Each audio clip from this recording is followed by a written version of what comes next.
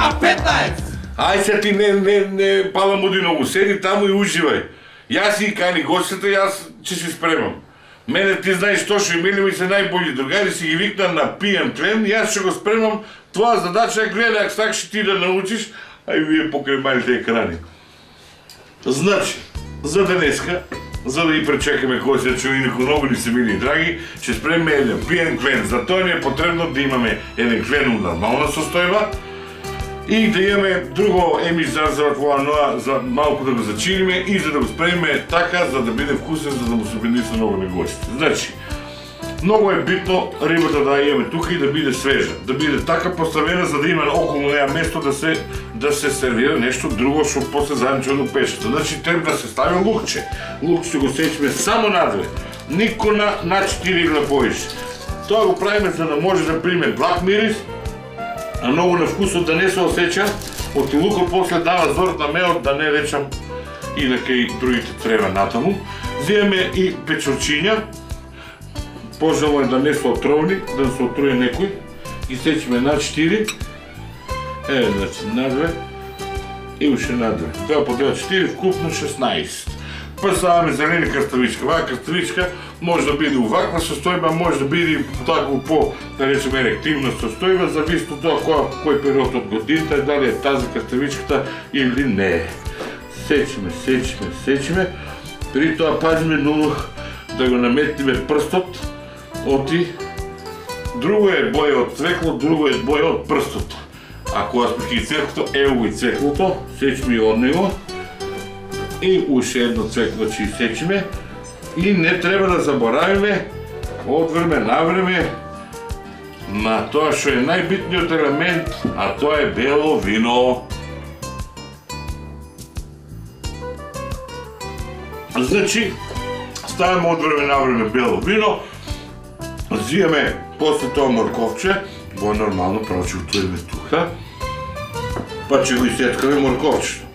Додека морковчето се сецка, ни тураме од белото вино, создава посебен шмек.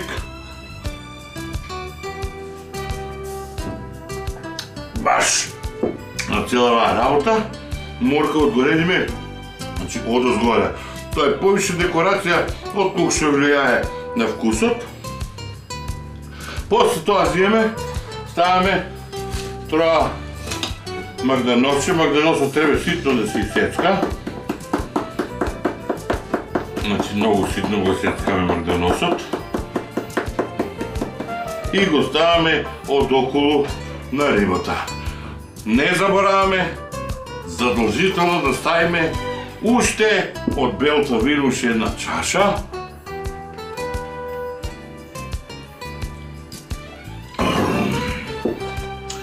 И туреме 2 прста сол, 4 пати. Да памтите, некој мислат 2 прста сол дека е воа. Може да се заеме така многу солено да излезе риба. Значи 2 прста сол еднаш, 2 пати, 3 пати, 4 пати. И тоа цело нормално со уште една чаша бело вино.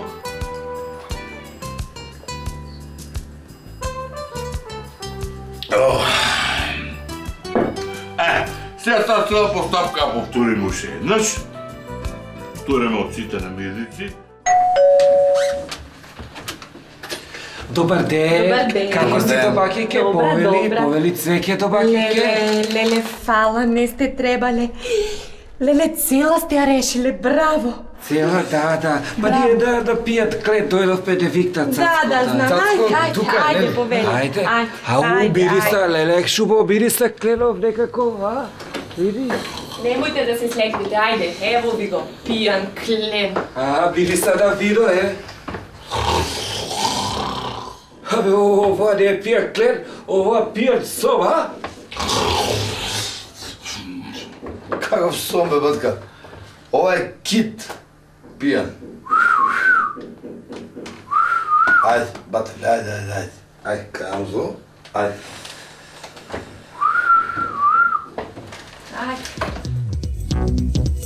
K15!